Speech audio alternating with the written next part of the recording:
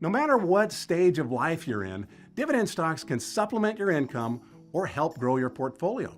Some investors make the mistake of chasing stocks with the biggest dividends, but you should arm yourself with more information about a company before buying. So what should an investor look for? Let's take a look at a few commonly used metrics. For many investors, the most important factor for a dividend stock is the return they're getting. That's called dividend yield, and it's a ratio calculated by dividing the annual dividend payment by the price of the company's stock. It's represented as a percentage and can give a sense of how dividend stocks stack up against each other.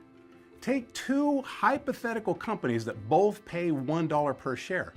Company A's share price is $30, which is a 3.3% yield. Company B's share price is $20, a 5% yield. 5% makes Company B look like the better investment, right? Not necessarily.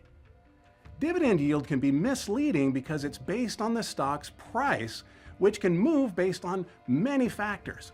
Investors can get caught up chasing higher dividend yield, but it shouldn't be the only factor in deciding if a stock is worth your investment. There's a reason that Company B's share price is at $20. It recently traded down from $30 after a negative earnings report. That would make its dividend yield look better, even though the company's not doing as well. Meanwhile, Company A's share price stayed steady after it delivered solid earnings. While a stable dividend yield is valuable, remember that there isn't a number that's good or bad without context. Investors should understand what's driving the yield and focus on established companies with a history of both consistent earnings and growing dividends. One approach investors sometimes take when screening stocks based on dividend yield is to compare the yield of a stock they're considering to a benchmark index. One example benchmark is the average dividend yield of stocks in the S&P 500, which in 2023 was 1.5%.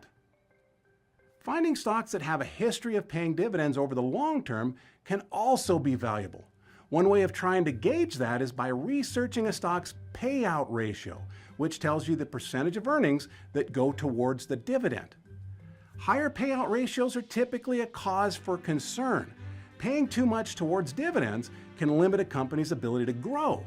Companies exhibiting a low ratio of dividends to earnings suggests they're retaining some earnings, making it less likely they'll reduce dividends in the future. A healthy range might be percentages between 20 and 60. Next, many investors seek dividend stocks that have a track record of increasing the dividend over time. You can find that information through the company's dividend growth rate, typically shown over 3 years, 5 years, and 10 years. Companies that increase their dividends at regular intervals, say once per year, tend to outperform their peers over time. A range you might consider is between 5% and 20%. Outside of dividends-related information, investors can examine a company's overall financial strength and whether the stock is trading at a fair price. After all, it's probably a good idea to know whether a company you're investing in is making money or not. The company's cash flow per share can answer that question. It's a ratio that shows how good a company is at generating after-tax earnings for every common share of stock, a useful metric when you're comparing stocks with widely different prices.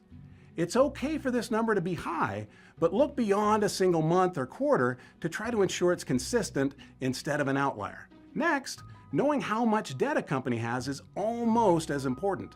The debt to equity, or DE ratio, can show what a company owes relative to what it owns. It's calculated by dividing total debt by total shareholders' equity, or the amount of money that would be left to shareholders if the company liquidated. Lower debt to equity ratios are better because debt burdens can eat into future earnings. However, they can vary depending on the industry. For example, big industrial energy and mining companies tend to carry more debt than other industries. That's why investors typically compare debt level of companies in the same industry. Finally, it's helpful to know whether or not you'd be getting good value by investing in a company. The price to earnings, or PE ratio, tells you how much you're paying for each dollar of earnings. To get it, divide the price of a share by the company's earnings per share. Lower high PE ratios aren't inherently good or bad. When a PE ratio is low, it could mean that investors are losing confidence, selling shares and driving the price down while earnings hold steady. If nothing has changed with the company's earnings, but investors are buying the stock for another reason, it'd drive the share price and the PE ratio up. Of course, that high PE may be justified if the company is poised for growth. The PE range most investors look for is between 20 and 30, but you can consider looking at companies beyond that range, especially if other criteria are met. You can search for stocks based on criteria like these using Schwab's Stock Screener. You'll find it by logging into schwab.com, selecting Research, then Stocks, and then Stock Screener. Type the metric you'd like to review in the search bar or scan the list for other ideas. If you've already got a stock in mind, or you'd like to check on one you've previously invested in, you also can find similar metrics for an individual stock on schwab.com. Stocks aren't the only way to get the benefits of dividends. Dividend-focused ETFs or mutual funds can offer some dividend benefits.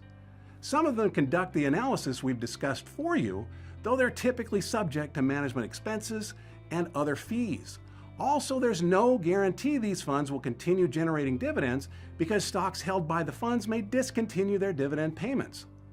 Dividend stocks can potentially benefit your portfolio by providing a stream of income and increasing your portfolio's growth potential.